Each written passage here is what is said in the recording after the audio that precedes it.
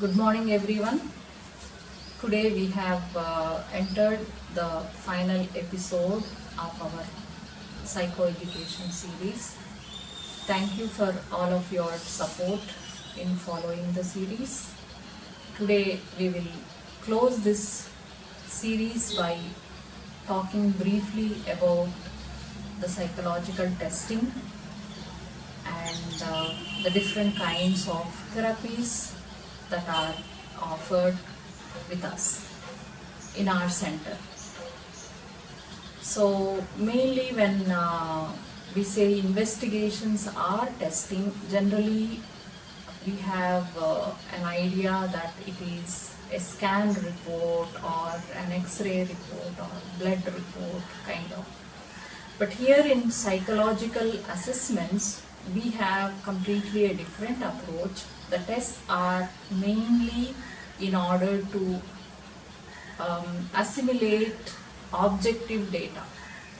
Generally, when a client approaches with some issues, psychological issues, generally a detailed case history is taken by the mental health professionals, be it psychiatrist or clinical psychologist.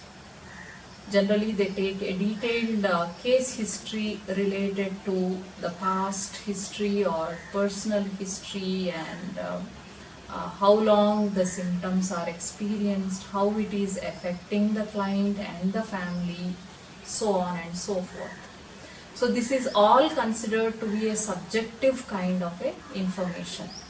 So when we could not understand the condition completely, whoever is treating, if the information is inadequate, then we will look for more objective information by doing a set of psychological assessments or psychological testing.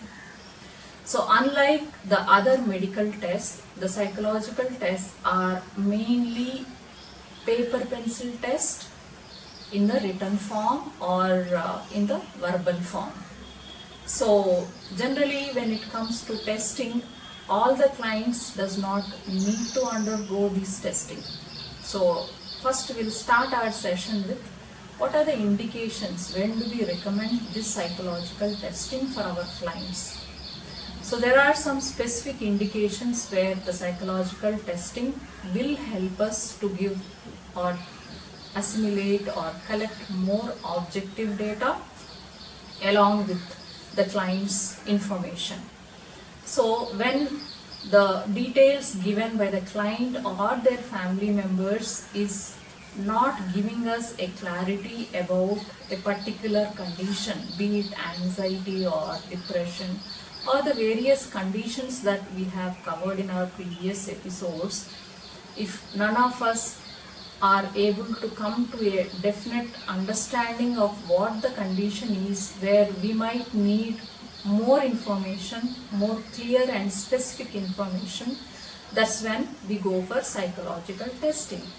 So that is one thing. The second thing, sometimes the psychiatrist, the medical, the psychiatrist who is treating from where the referral has come, also might face a similar problem in diagnosing in order to prescribe the medical therapy.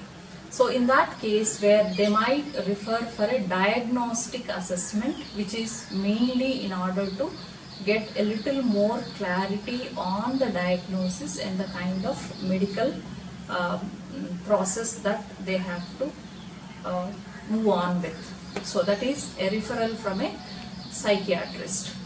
And sometimes when couple or when families approach for a kind of relational issues where a lot of relational strain and relational issues between two family members or three family members is happening, and then when one person is projected as a client who is affected the most, could be the child, could be one of the adult in the family. So in that case, in order to understand their relational pattern also, we may have to conduct certain psychological assessments.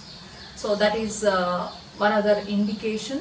And in previous episodes we have spoken about dissociative disorders, somatoform disorders, where a lot of projection, a lot of defense mechanisms are used, where the stress is usually unconscious. So in that case, where the client is unable to express what they are stressed about, and the symptoms are a reflection of some other deep-seated emotional trauma, where we may want to have a little more better idea about it, when we can look at psychological testing. Coming to children, so when children as young as 1.5 to 2-year-old, where there is a delay in their walking, speech, and when there is a delay in their milestones, also we will use psychological testing, because the information given by the parents is more of a kind of descriptive, and it may not give us a clarity about the developmental aspects of the child. So these are some of the common indications where we use psychological assessment. There's one more important indication where we have to decide on the kind of therapy the person has to go through. Sometimes, like I said, in anxiety disorders, there are various kinds of anxiety disorders. So each anxiety condition has a different kind of therapeutic approach, a different kind of techniques that are used. So in order to get a little more clarity about the kind of techniques that we need to apply in counseling, also we conduct this psychological assessment. So these are some of the indications that we look at when we look at testing. Purely paper pencil testing, and then the cooperation and motivation of the client is very important in this testing. And sometimes there is another important indication. There is a kind of the most of the therapy depends, especially in adult counseling, most of the therapy depends on self-reflection and looking within. So sometimes if the client or the family members are not convinced with the approach that is taken by the therapist or the psychologist, we need to also work out certain testing where we look at some baseline personality characteristics, where we administer personality assessment in order to help the client understand and convince, because the approach of therapy is mainly collaborative. So the cooperation of the client is very, very important in most of these psychological therapies or counseling sessions. So this is about the indications where we recommend psychological testing as a way of collecting more objective information. So looking at the second aspect of the day, when we say counseling, it's also important for you as a client or an approaching person to understand whom are you approaching and for what purpose are you approaching. So it's important for you to understand the difference between a psychiatrist and a clinical psychologist.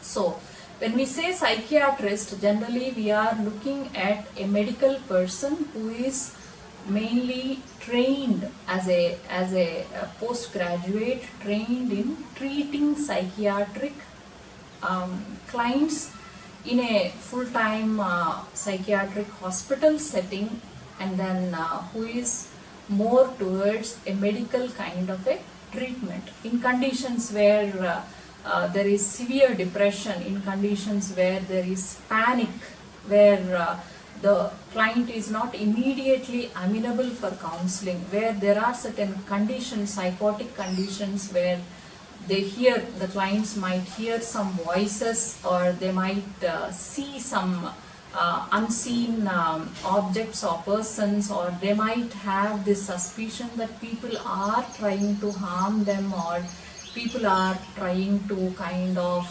know their thoughts. In these conditions, generally what is more important is a psychiatric medical treatment. So in such conditions, a psychiatrist is the best person to approach, who is a medical person. When it comes to therapy and counseling, the trained person in clinical psychology. So I briefly explain what clinical psychology is. It's a post PG course. It's a post PG course of 2 to 3 years.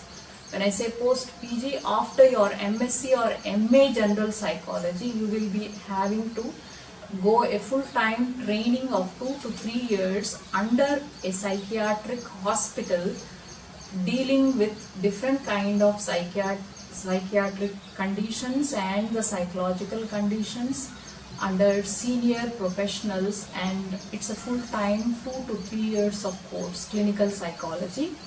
So people who have done their academic psychology from universities can do a general counseling, where they can mainly focus on the issues related to stress management or related to the present condition and related to the conscious kind of material, which we will look at a little more detail when it comes to the difference between what a professional psychotherapy involves and how it is different from general counseling. I'll explain it a little later. But here what I wanted to clarify is a clinical psychologist is a person who is a full-time trained person in dealing with different psychiatric conditions and different psychological conditions under able guidance under a institute. So this is what I wanted to bring in a clarity: psychiatrist and clinical psychologist. Whomever you approach, generally when they feel it is more to do with counseling, where there are certain conditions required for counseling, where I said you have to be more motivated and cooperative to come out of your suffering, the counseling is the best approach. Whereas you are not more inside, you are unable to see what is happening, unaware of your state of mind. In more severe conditions, you need a little stabilization before we look at counseling, and where the medicines are more, the psychiatric medicines are of more importance here. So, coming to the various kind of therapies that we look at. So, like I said, the main approach that I do at my center, Manaswin Center for Family and Marital Therapy, is mainly the CBT approach, which we have already discussed as a special episode which is on the YouTube, Cognitive Behavior Therapy, where I have briefly explained about the philosophy and the kind of approach that we take. So the kind of therapy is mainly the CBT approach here, but the clients, based on the different clients, there are 3 kinds of clients that we look at: an adult, child and family. Family includes couples and marital therapy, and as well as children with parents, so both considered as a family therapy. I'll briefly speak about these 3 kind of therapies. Before that, I want you to understand a little bit about the kind of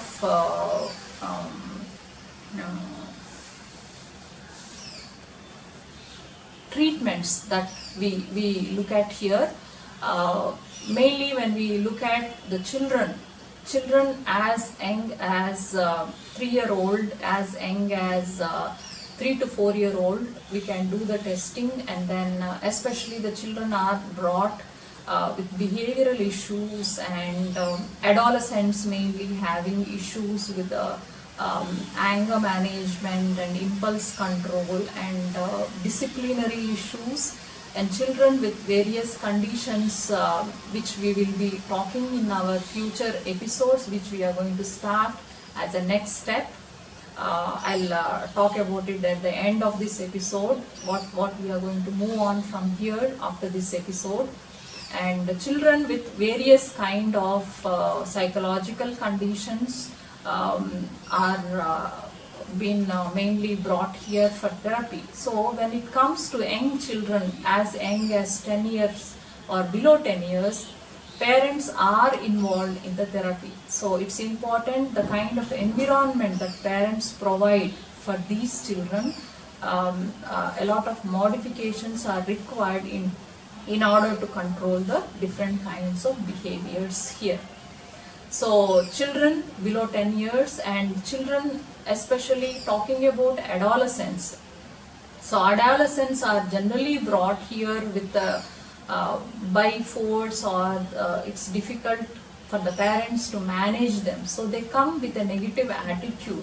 It's also very challenging for the psychologist in order to build that rapport and relationship to work with an adolescent. So it needs some time in order to gain their trust. So the adolescents generally are brought with some behavioral issues or academic issues or conduct related problems, something like that, which is a little more, much more intense in terms of handling them by parents alone. So that's about the child kind of conditions. Coming to conditions related to adult or individual psychotherapy, where all the conditions that we have covered in all our episodes are the major part of the adult psychotherapy conditions. There are more other conditions. What we have covered in these 11 episodes are mainly the common conditions that are more commonly seen in 50 to 60% counseling conditions. So adults mainly they come with a motivation, and because it affecting their careers and the relationships, mainly it's much easier to work with them because they come with a kind of clear purpose in their mind. So coming to the marital and family therapy, where I want to spend a little time here, where what is more important, being a family therapist specialized in couple psychotherapy, my experience over the past 16 to 17 years, there are some practical areas that I want my clients to understand about. So the motivation of the couple, coming to marital therapy, the motivation of the couple to resolve their issues is very, very important, and the first step in approaching a therapist. So if someone who is interested, it can be the most close person to the couple, the parents or in-laws or whoever is wanting them to take therapy, is a little bit not a very immediate kind of helpful, because unless the couple is motivated, because therapy always requires making changes. It's not a magic wand that happens here. It's mainly making changes in their behavior. Unless both of them are willing to make changes, it does not help much. So the motivation of the couple to undergo and understand their own behavior so that they can change towards a better relationship is the primary requisite in marital therapy. So when someone is trying to kind of approach, kindly keep this in mind, that other than the couple, some other person very close to the couple or a friend trying to call and fix the appointment without the client or without the couple not showing much interest is not going to be of much help. So kindly keep this in mind.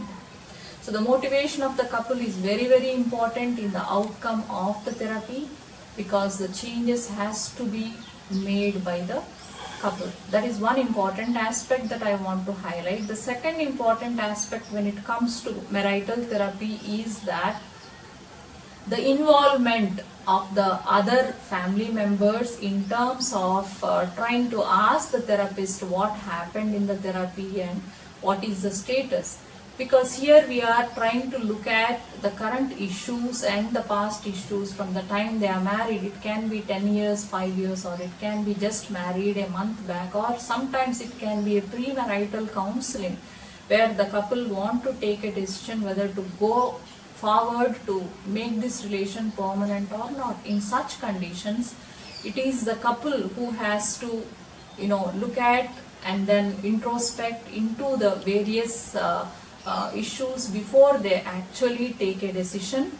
And the more the other third family member involves into the current issues, it becomes a continuous process, and it cannot help the couple to move on and then able to gain maturity in resolving their issues. Because once you have taken the therapy, it is expected that you should be able to generalize whatever that you have gained from therapy to your future problems, and able to move on without further approach for help. So it is better, the couple can benefit better if the parents or the close relatives does not keep kind of try to get into the therapy, trying to know about the details, because it is important for the couple to understand and gain maturity in order to not only understand the present issues and move towards resolution, but also about the future issues. So these are the important aspects that I want you to understand when you approach for couple or marital therapy. And not the least, we don't involve the children when you approach for couple therapy. It's important that you don't bring the children to the sessions, or don't involve the children into the sessions, because the kind of material that we are dealing here in couple issues are completely related to an adult. So the children, not even children waiting in the outside or waiting in the reception, is strictly not allowed, in order to help them not to expose to the high noise sometimes it might produce during the discussion of the counseling sessions.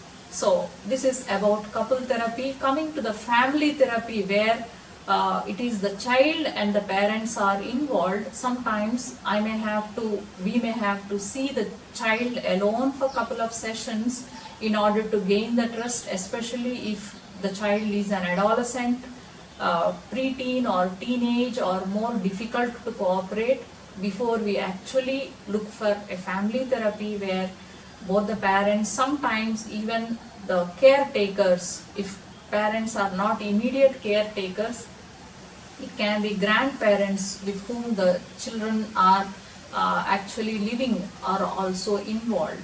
So these are the different therapies and the requirements that are important for us to help you in the best possible way. So these are some of the important aspects that I want to cover in this episode. Looking at some of the other things that I want you to keep in mind is the special programs. So apart from these therapies, we have certain special training programs that I want to conclude with. So we do life skills training for the children, generally for the children, young children below 12 years, between 6 to 12 years, where we do conduct life skills program as a group and sometimes as individual as well. Here usually the life skills program is conducted using different kind of methods like drama, role plays, art kind of work here, a lot of artwork and clay molding, through which the children are given the skills. So the different areas that we cover at our center are mainly helping them to get the techniques related to anger management, how to handle bullying and teasing, and how to express negative emotions like when they are sad or when they are upset, how they can express these frustrations and negative emotions. And we also look at classroom presentation, social skills, assertive training kind of important life skills, mainly through involving the children into a more lively kind of discussions through art therapy and painting and role plays and dramas. So art therapy is another special program that we do here, where especially young children below 10 years, where the language is limited. Mainly we look at art therapy as a way of emotional outlet.